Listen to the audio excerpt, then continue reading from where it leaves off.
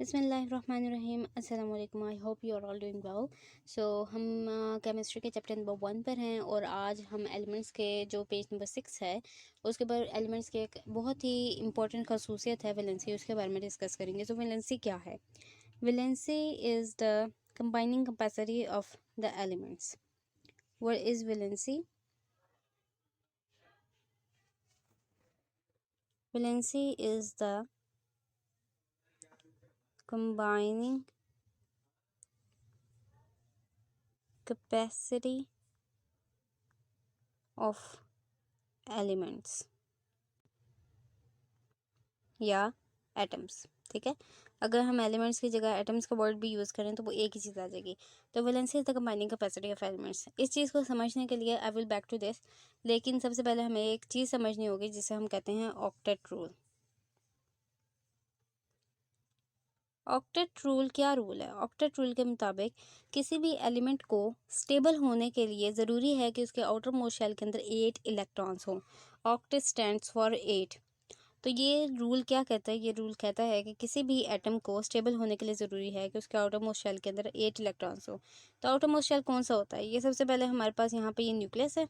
ठीक है, जैसे हम एटम के स्ट्रक्चर को जानते हैं कि हमारे पास न्यूक्लियस होता है और न्यूक्लियस के अंदर हमारे पास प्रोटॉन्स और न्यूट्रॉन्स होते हैं और उसके इर्द गिर्द यहाँ हमारे पास डिफरेंट ऑर्बिट्स होते हैं जिनके अंदर इलेक्ट्रॉन्स होते हैं। तो ये हमारे पास ये वाला और ये वाला, these two are inner orbits. ठीक है, क्योंकि ये अंदर वाले ऑर्बिट्स हैं। और ये वाला जो है ना, ये जो सबसे आखिरी वाला रिंग है, इसे कहते हैं आउटर मोस्ट शेल या outer most orbit. Outer most, ठीक है। इसका दूसरा नाम भी है, इसे वैलेंस शेल भी कहा जाता है। ठीक है, वैलेंसी का जो वर्ड है ना वो इसी से निकला है, क्योंकि वैलेंस शेल के अंदर ही आपके पास 8 इलेक्ट्रॉन्स होने चाहिए। ये ऑक्टेट रूल है। और ये 8 इलेक्ट्रॉन्स की जो एक इंस्टेबिलिटी है कि मतलब किसी के अंदर 7 इलेक्ट्रॉन्स है और एक इलेक्ट्रॉन की कमी है तो उसे अपना ऑक्टेट मुकम्मल करना है। तो इस ऑक्टेट को मुकम्मल करने के लिए वो valency is a combining capacity.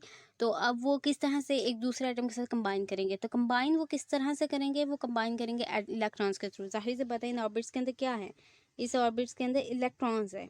ठीक है, इलेक्ट्रॉन को मैं ई से शो कर रही हूँ एंड ये इलेक्ट्रॉन के ऊपर नेगेटिव चार्ज होता है, ये हमें कंफर्म है। ठीक है, इलेक्ट्रॉन के ऊपर नेगेटिव चार्ज होता है और ये आउटर मोस्ट शेल के अंदर हमारे पास इलेक्ट्रॉन्स होते हैं। उन इलेक्ट्रॉन्स को इन्हें 8 इलेक्ट्रॉन्स जो हैं ये मुकम्मल होने चाहिए। जब ये मुकम्मल हो जाएंगे ना तो ये वाला जो एलिमेंट है, ये एटम है, ये स्टेबल हो जाएगा। लेकिन अगर इसके अंदर ये मुकम्मल नहीं है, ठीक है, अगर एक इलेक्ट्रॉन की भी कमी है तो ये अनस्टेबल है। और ये जो इसका आउटरमोस्ट शेल होता है इसे वैलेंस शेल कहते हैं। क्यों? क्योंकि यही इसकी वैलेंसी क्या है? Is the combining capacity. अब कंबाइन करने के लिए, अपने ऑक्टेट को मुकम्मल करने के लिए ये दूसरे एटम के साथ जुड़ते हैं, मतलब अपने 8 इलेक्ट्रॉन को मुकम्मल करते हैं। अब दूसरे एटम के साथ ये किस तरह से जुड़ते हैं, यहाँ पे मैं आपको एक स्लाइड शो करती हूँ। ये देखें, what is valency? Valency is the capacity of an atom to give, accept or share electrons to achieve the octet rule। अब हमें octet rule के बारे में समझ आ गई कि हर एक इलेक्ट्रॉन के अंदर ये टेंडेंसी होती है, हर एक एटम के अंदर ये टेंडेंसी होती है कि वो उसके आउटर मोस्ट शेल के अंदर 8 इलेक्ट्रॉन्स हों। अगर उसके आउटर मोस्ट शेल के अंदर 8 इलेक्ट्रॉन्स नहीं है तो वो अनस्टेबल है और अपने आउटर मोस्ट शेल के अंदर 8 इलेक्ट्रॉन्स को मुकम्मल करने के लिए या तो वो दूसरे एटम के साथ उसके इलेक्ट्रॉन्स को शेयर करके ऐड कर लेगा, या वो दूसरे एटम के साथ उसके इलेक्ट्रॉन लेकर या अपने देकर वो वहाँ पे अपने ऑक्टेट जो है ना, अपने आउटर मोस्ट शेल के अंदर 8 इलेक्ट्रॉन्स की जो स्टेबिलिटी है वो गेन कर लेगा। फॉर एग्जांपल यहाँ पर एग्जांपल शो की गई है सोडियम की। सोडियम मेटल के अंदर अब इसका आउटर मोस्ट शेल के अंदर ये जहाँ पे ये वाला जो है ना, ये आउटर मोस्ट रिंग है, इसका आउटर मोस्ट शेल है, इसके अंदर एक इलेक्ट्रॉन मौजूद है। अब इसके पास 7 की कमी है। ठीक है, और इसके अंदर वाले शेल के अंदर कितने इलेक्ट्रॉन्स हैं? 1 2 3 4 5 6 7 8। ठीक है, अगर ये अपना एक इलेक्ट्रॉन दे दे तो फिर अंदर वाला जो इनर जो शेल है वो इसका आउटर मोस्ट शेल या फिर वैलेंस शेल हो जाएगा और ये स्टेबल हो जाएगा। तो इसके पास जो इंस्टेबिलिटी है ये उसके एक इलेक्ट्रॉन की वजह से आ रही है। तो ये इस स्टेट में घूम रहा है कि कोई मुझसे मेरा इलेक्ट्रॉन ले ले ताकि मैं स्टेबल हो जाऊँ। अब साथ ही हमें क्लोरीन नज़र आ रहा है। ठीक है, क्लोरीन के आउटर मोस्ट शेल के अंदर हम देख लेते हैं कितने इलेक्ट्रॉन्स हैं। 1 2 3 4 5 6 7। इसके पास एक की कमी है। अगर इसे एक इलेक्ट्रॉन कहीं से मिल जाए तो इसका एक आउटर मोस्ट शेल जो है वो कंप्लीट हो जाएगा और ये स्टेबल हो जाएगा। तो ये क्या करते हैं कि यहाँ पर सोडियम अपना एक इलेक्ट्रॉन जो है, ये अपना एक इलेक्ट्रॉन क्लोरीन को दे देता है। क्लोरीन ये अपना एक इलेक्ट्रॉन दे रहा है और ये क्लोरीन ने इसका इलेक्ट्रॉन कबूल कर लिया है। तो अब हमारे पास, क्योंकि सोडियम ने अपना एक इलेक्ट्रॉन दे दिया, तो वहाँ पे चार्ज बैलेंस थोड़ा सा डिस्टर्ब हो गया, क्योंकि इलेक्ट्रॉन और प्रोटॉन की तादाद बराबर होती है। अब उसके न्यूक्लियस के अंदर प्रोटॉन जो हैं वो उतने ही हैं जितने सोडियम के अंदर इलेक्ट्रॉन थे, लेकिन उसने एक इलेक्ट्रॉन दे दिया है तो उसके ऊपर पॉजिटिव चार्ज, मतलब एक जो प्रोटॉन है उसकी ज़्यादती हो गई है। तो अब उस एटम के ऊपर जो चार्ज आ रहा है वो है +1। और क्लोरीन के पास भी जितने नंबर ऑफ इलेक्ट्रॉन्स थे उतने ही नंबर ऑफ प्रोटॉन्स उसके अंदर मौजूद थे। इसी वजह से उसके ऊपर कोई चार्ज नहीं था, लेकिन अब चूंकि उसने एक एक्स्ट्रा इलेक्ट्रॉन कबूल कर लिया है तो अब उसके पास नेगेटिव चार्ज आ गया। अब positive and negative attracts each other, इस रूल के बारे में सबको ही पता है। तो इसी वजह से ये एक दूसरे के करीब आएंगे और यहाँ पर इनके दरमियान में बॉन्डिंग हो जाएगी। और ये बॉन्डिंग किस तरह से होगी कि सोडियम के ऊपर पॉजिटिव चार्ज आ गया, क्लोरीन के ऊपर नेगेटिव चार्ज आ गया, और ये एक दूसरे के साथ साथ ही मौजूद रहेंगे। और ये जब एक से ज़्यादा आइटम एक दूसरे के साथ मौजूद होते हैं तो उन्हें हम कहते हैं कंपाउंड। ये जो हमारे पास एक कंपाउंड बना है जिसके अंदर मुकम्मल तौर पर इलेक्ट्रॉन्स का एक्सचेंज हुआ है, सोडियम ने अपना एक इलेक्ट्रॉन दे दिया है, क्लोरीन ने एक्सेप्ट कर लिया है, तो इस तरह से जो हमारे पास कंपाउंड बनते हैं हम उन्हें कहते हैं आयोनिक कंपाउंड्स। क्यों? क्योंकि ये आयंस होते हैं, ठीक है, पॉजिटिव कैटायंस होते हैं, और जिनके ऊपर नेगेटिव चार्ज होता है उन्हें हम एनाइंस कहते हैं। मतलब चार्ज वाले जो हमारे पास कंपाउंड्स होते हैं हम उन्हें आयोनिक कंपाउंड्स कहते हैं। लेट्स सी अनदर एग्जांपल जिसके अंदर इलेक्ट्रॉन्स का एक्सचेंज नहीं हो रहा बल्कि इलेक्ट्रॉन्स को शेयर किया जा रहा है। तो यहाँ पर आप देख सकते हैं ये हमारे पास कार्बन है। कार्बन के आउटरमोस्ट शेल के अंदर 4 इलेक्ट्रॉन्स है, 1 2 3 4। ये 4 इलेक्ट्रॉन्स हैं आउटरमोस्ट शेल में कार्बन के। तो अब एक और कार्बन एटम है, ठीक है, उसके भी आउटरमोस्ट शेल में 4 इलेक्ट्रॉन्स हैं, 1 2 3 4। तो यहाँ पर ये कार्बन कार्बन जब एक दूसरे के साथ मिलेंगे तो यहाँ पे ये बॉन्ड बना लेंगे, कार्बन कार्बन बॉन्ड, और ये हमारे पास C2 बन जाएगा। ये एक स्टेबल कंपाउंड होगा। अब यहाँ पे ये जो कंपाउंड बन रहा है, ना तो उस कार्बन के पास भी 4 है, इस कार्बन के पास भी 4 है, ना तो वो कार्बन अपने चार्ज दे रहा है ना ये कार्बन अपने चार्ज दे रहा है, ना तो वो एक्सेप्ट कर रहे हैं। तो इस तरह के जो कंपाउंड बनते हैं ना, यहाँ पर वो एक दूसरे के साथ शेयर कर रहे हैं। ये वाला कार्बन ये भी अपने चारों इलेक्ट्रॉन्स इसके साथ शेयर करेगा और ये वाला कार्बन भी अपने चारों इलेक्ट्रॉन दूसरे के साथ शेयर करेगा। तो ये शेयरिंग करके इलेक्ट्रॉन्स की जो कंपाउंड बनते हैं हम उन्हें आयोनिक कंपाउंड्स कहते हैं। अब हम एक जनरल रूल देख लेते हैं कि अब वो कौन से एलिमेंट्स होंगे जो कि अपने इलेक्ट्रॉन दे देंगे, कौन से एलिमेंट्स हैं जो इलेक्ट्रॉन्स एक्सेप्ट कर लेंगे, और कौन से एलिमेंट्स हैं जो कि इलेक्ट्रॉन्स को शेयर करके वहाँ पे कंपाउंड बनाएंगे। अब हमें मतलब इनकी एलिमेंट्स की एक तरह से ये नेचर होती है। अगर हमारे पास 1 2 या 3 इलेक्ट्रॉन किसी एटम के अंदर मौजूद हों तो वो अपने इलेक्ट्रॉन दे देगा। उसके अंदर टेंडेंसी होगी कि जैसा हमारे पास सोडियम के पास एक था, अगर किसी एक एटम के पास 2 इलेक्ट्रॉन है आउटरमोस्ट शेल के अंदर तो वो दे देगा, क्योंकि इनर शेल के अंदर 8 इलेक्ट्रॉन्स मौजूद हैं, वो अपना ऑक्टेट मुकम्मल कर सकता है। अगर उसके पास 3 इलेक्ट्रॉन है तो वो भी देकर स्टेबल हो जाएगा। अगर तो उसके पास 4 इलेक्ट्रॉन्स हैं तो वो शेयर करेगा। फॉर एग्जांपल कार्बन के पास 4 इलेक्ट्रॉन्स है तो कार्बन शेयर करेगा, ये देगा नहीं, ये एक्सेप्ट भी नहीं करेगा। अगर 4 से ज़्यादा 5 6 या 7 हो जिन एलिमेंट्स के अंदर एटम, फॉर एग्जांपल हमने क्लोरीन की एग्जांपल ली जिसके अंदर 7 इलेक्ट्रॉन्स थे, तो ये एक इलेक्ट्रॉन लेकर अपने आप को स्टेबल कर लेगा, 6 वाला 2 इलेक्ट्रॉन्स लेकर अपने आप को स्टेबल कर लेगा, और 5 वाला 3 इलेक्ट्रॉन्स लेकर अपने आप को स्टेबल कर लेगा।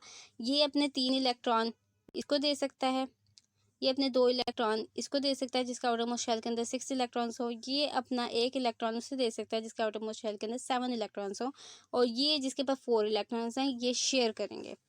सो ये एक जनरल रूल है जो कि आपकी बुक के अंदर भी डिस्कस हुआ है।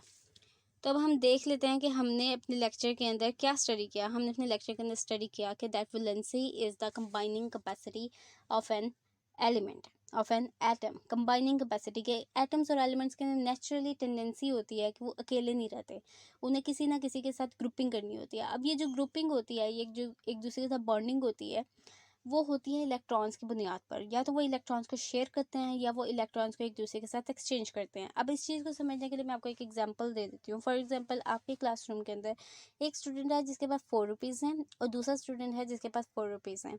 अब उन दोनों ने एक ऐसी चीज़ खरीदनी है जो कि 8 रुपीज़ की है, लेकिन दोनों के पास 4-4 रुपए की कमी है। तो वो क्या करेंगे कि एक दूसरे के साथ फ्रेंडशिप करेंगे, और वो एक जो स्टूडेंट है पहले वाला, वो अपने 4 इलेक्ट्रॉन्स और दूसरे वाला अपने 4 इलेक्ट्रॉन्स या 4 रुपए, मतलब 8 रुपए हो गए, तो वो जाकर वो चीज़ खरीद कर लाएंगे।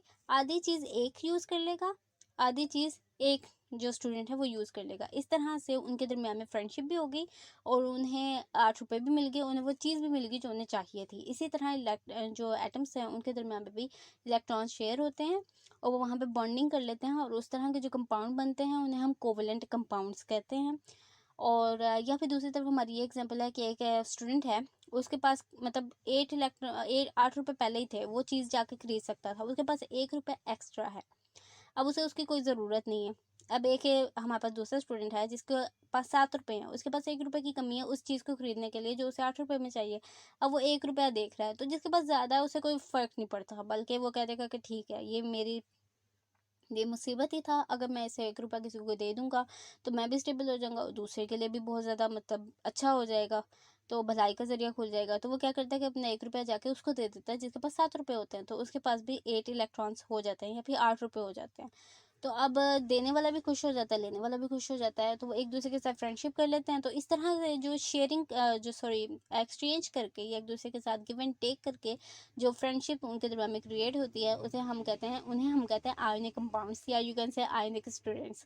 सो आपने ये दो कैटेगरीज को ज़रूर याद रखना है कि valency is the combining capacity, valency electrons की बुनियाद पर होती है, और इलेक्ट्रॉन्स को अगर शेयर करके वहाँ पे बॉन्डिंग हो तो उन्हें कोवलेंट कंपाउंड्स कहते हैं, और इलेक्ट्रॉन्स को अगर एक्सचेंज करके वहाँ पे बॉन्डिंग हो तो उन्हें आयोनिक इलेक्ट्रॉन्स कहते हैं। So let's move to your page number 6। यहाँ पे अगर आप देखें तो यहाँ वैलेंसी की डेफिनेशन दी हुई है, the unique property of an element is the valency, कि वैलेंसी एक बहुत यूनिक प्रॉपर्टी है एलिमेंट्स की। It is the combining capacity of element with other elements, के एक एटम के या फिर एक एलिमेंट के दूसरे एटम से या एक एलिमेंट के दूसरे एलिमेंट से जुड़ने की जो एक खासियत होती है, उनके अंदर एक टेंडेंसी, उनके अंदर ये सलाहियत, मतलब एक उनके अंदर ना ये एक तरह से अनस्टेबिलिटी होती है, एक अर्ज होती है उनके अंदर कि हम दूसरे एटम के साथ जाके बॉन्डिंग कर लें। तो यहाँ जो नेक्स्ट पैराग्राफ है, यहाँ पे आपको कोवलेंट जो कंपाउंड है उनकी एग्जांपल्स दी गई हैं, या फिर वो जो कि एक दूसरे के साथ शेयर करते हैं। यहाँ पे क्लोरीन के पास 7 इलेक्ट्रॉन्स थे, हाइड्रोजन के पास 1 इलेक्ट्रॉन था, तो यहाँ पे ये शेयर कर रहे हैं। यहाँ पे हाइड्रोजन के पास एक एक इलेक्ट्रॉन थे और ऑक्सीजन के पास हमारे पास 6 इलेक्ट्रॉन्स थे, उसके पास 2 की कमी थी। हाइड्रोजन ने अपना 1 इलेक्ट्रॉन दे दिया, दूसरे हाइड्रोजन ने अपना 1 इलेक्ट्रॉन दे दिया, तो ऑक्सीजन के आटोम और शेल के अंदर 8 इलेक्ट्रॉन्स हो गए। ये NH3 के पास भी यही हुआ है, और CH4, ये हमारे पास कोवलेंट कंपाउंड की एग्जाम्पल है।